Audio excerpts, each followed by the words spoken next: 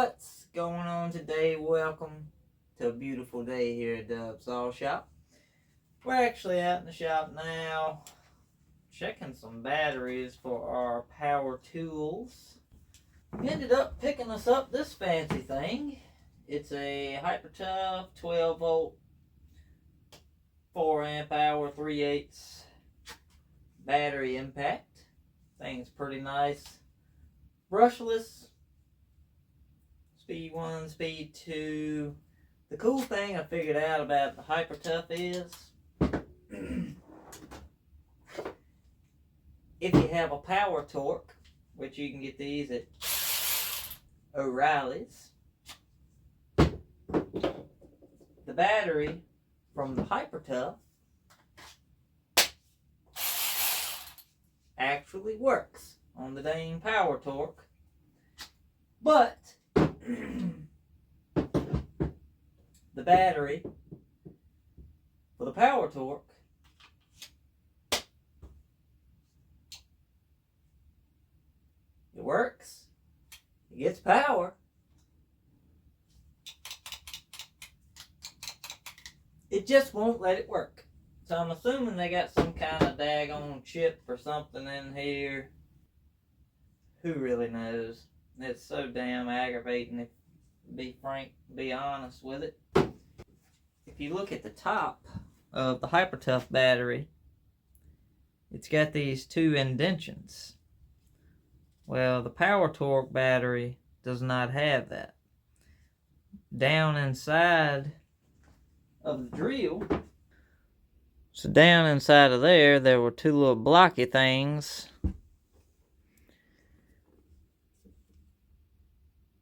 that would not allow you to use this battery because it doesn't have them little indentions cut in it. Well, I just took my burr bit on a Dremel, went down in there, zipped them things off. But I'm assuming this peg right here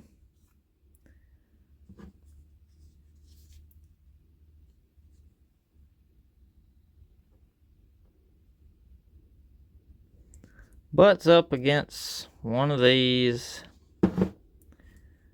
where this one doesn't have that. And that's probably the reason why it won't work. What we're going to do, we're going to hop over. We got the NH-8120 chamber cut. We ended up taking 30 thousandths out the chamber and it turned out looking spectacular. Very glad of how that turned out.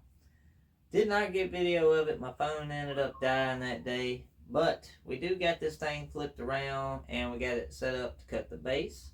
We are going to go ahead and cut 30 thousandths off the base. And then we'll pull that thing off, get it set back up on the saw, figure out if we're going to have to make any clearance adjustments, and then do our final squish correction. So, going to flip the camera. We're going to hop over. Let's cut this base. I am going to put my goggles on because the other day I had to go to the ER and I had to get a piece of wood.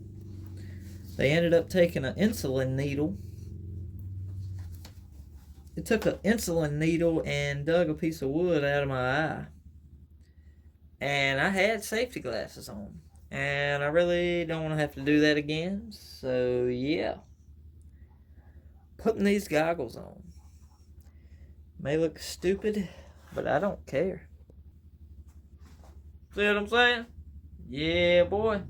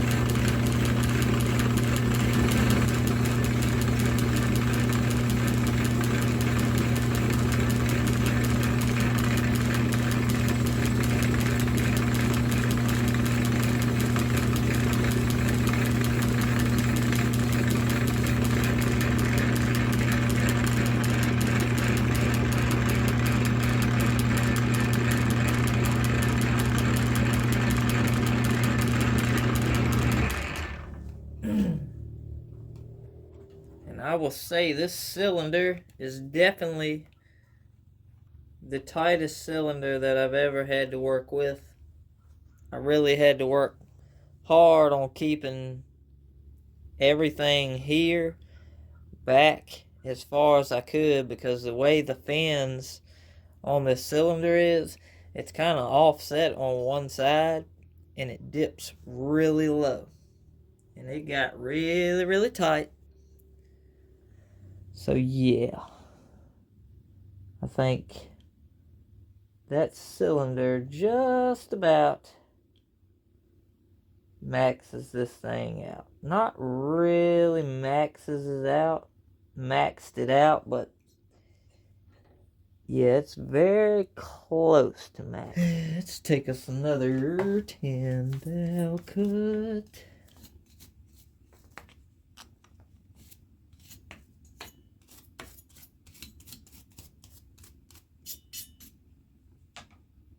Let's do it.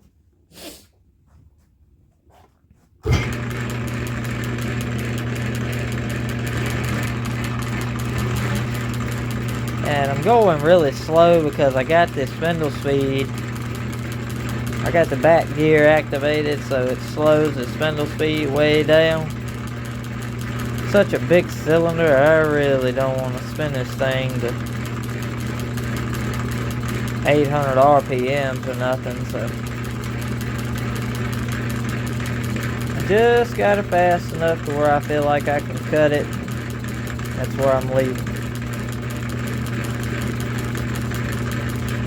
And yes, that comes with taking your time and cutting a bit slower, but you end up with a nice finish that way anyway.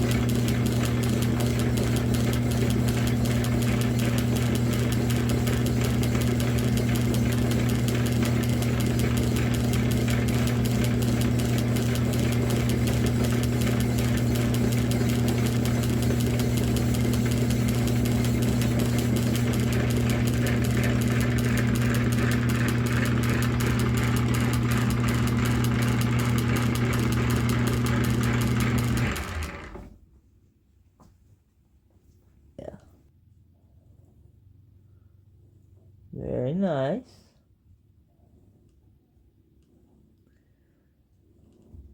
Make one more pass on this.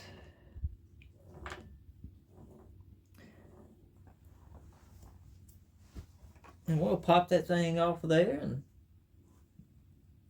I'll show y'all the base and the chamber. Plus, I like to use both hands when I'm doing this because it just gives better control making the cut.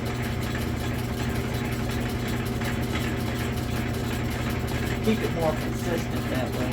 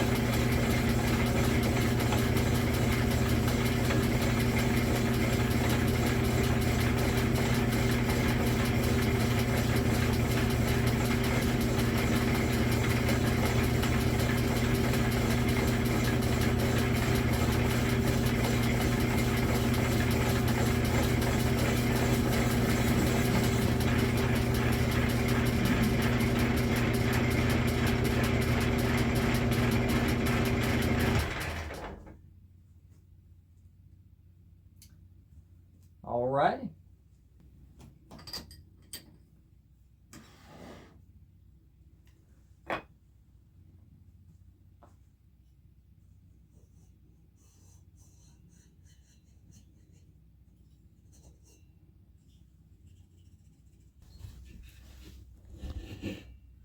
Yep.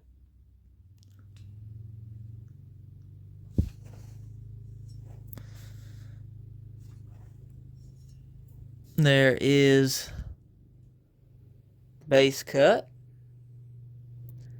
There is the chamber cut.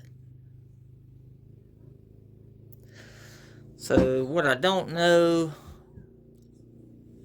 this flange, being we took 30 thousandths off the base, we may have to take some off here. But if I have to do that, I'll probably grind it.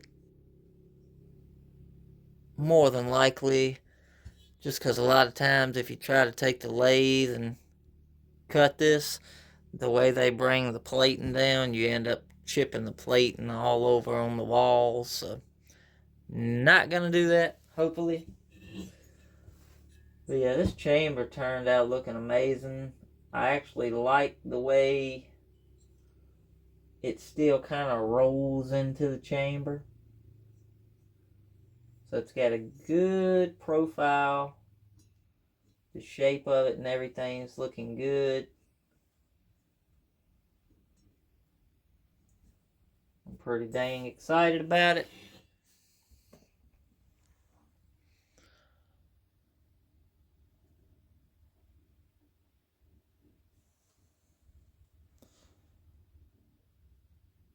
Yeah.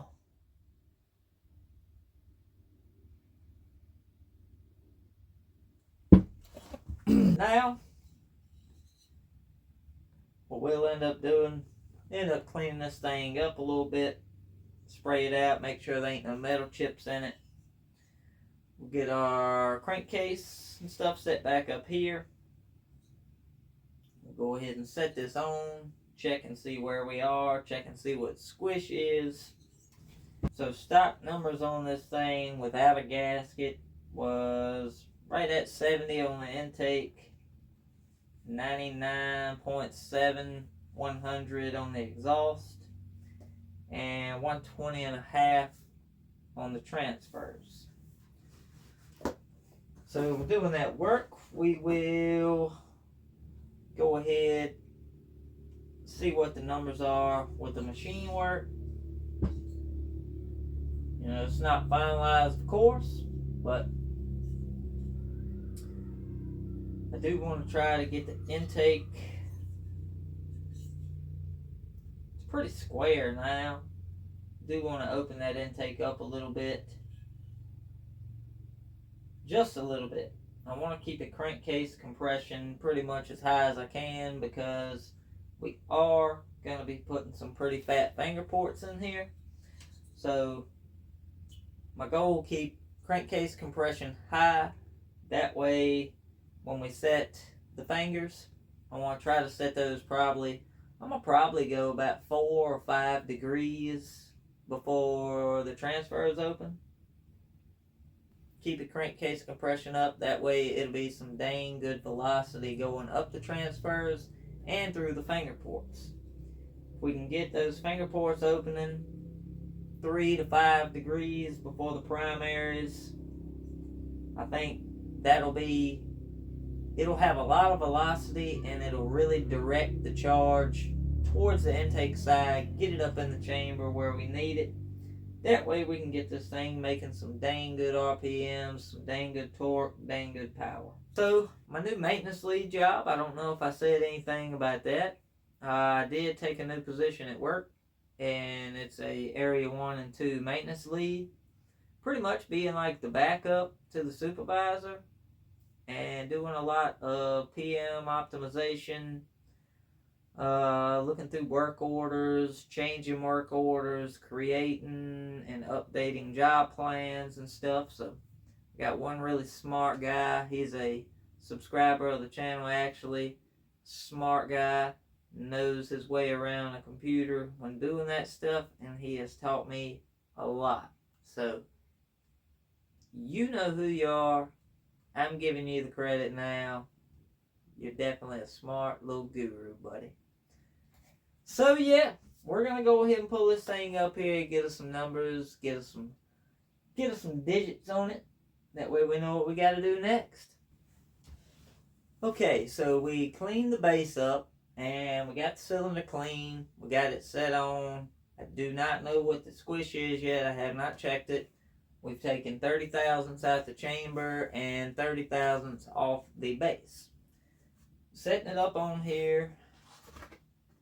The stock numbers were 69.8 on the intake, 99.7 on the exhaust, and transfers was at 120.5. After the machine work, just setting this on here, the intake is at 71.5 degrees. The exhaust is at a 101, and the transfers are at 122.5. I believe that's what they were. 122.5. Let me see.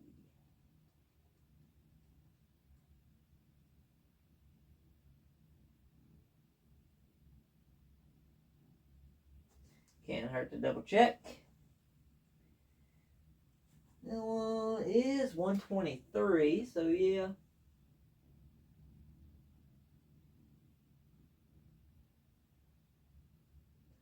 About a half a degree off. Not too bad. 122 and a half, 123 on the transfers. So we ended up dropping this thing roughly about 2.5 degrees. Exhaust was at a 101.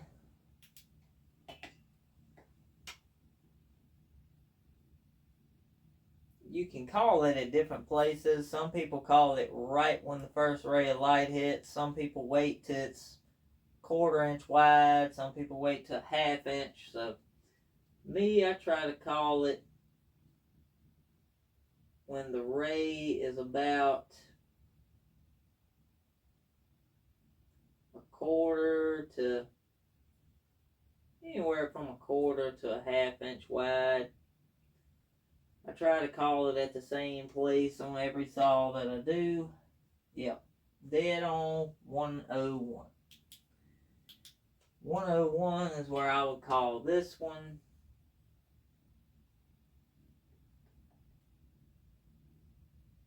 At the very first squeak of light, right there, it's about 100.5. And with about a 1/2 inch ray,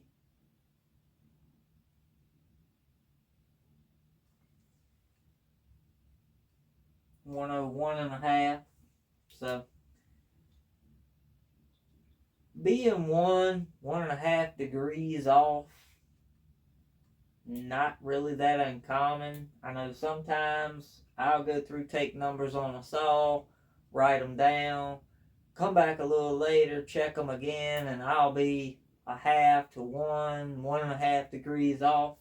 Just depends on where you call it, how you're looking at it, which angle you're looking from. So many variables in it, but the digital wheel actually gets you honed in a lot closer and calling it about the same spot every time. So, yeah. So, all we gotta do now is check squish, see what we gotta do there. That'll let us know what we gotta do to our base. And yep, the flywheel is just barely hitting.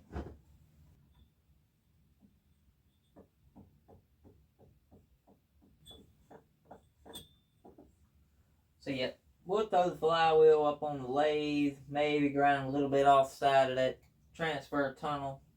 But the back of this flywheel, she looks a little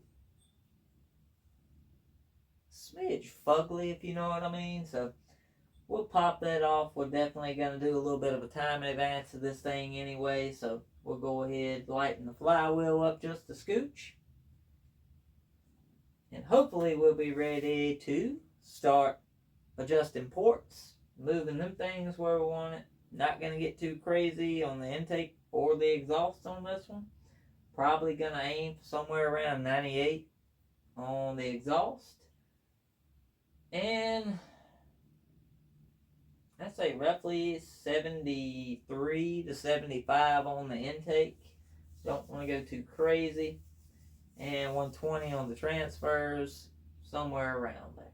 Shutdowns upon us again, March 9th to the 19th. So we're going to be busy. Busy little bees for the next 9 days, 10 days, something like that. You guys have a great day. Come back and check this thing out next time on Dub Saw Shop, see what we do to it. Thank y'all for following along with the builds. Appreciate all the new subscribers. Thank y'all for being a part of the channel. Hopefully, we're going to be back in here full steam pretty dang shortly. So, you guys have a great rest of your weekend. Have a great upcoming work week. And Dubs, we out.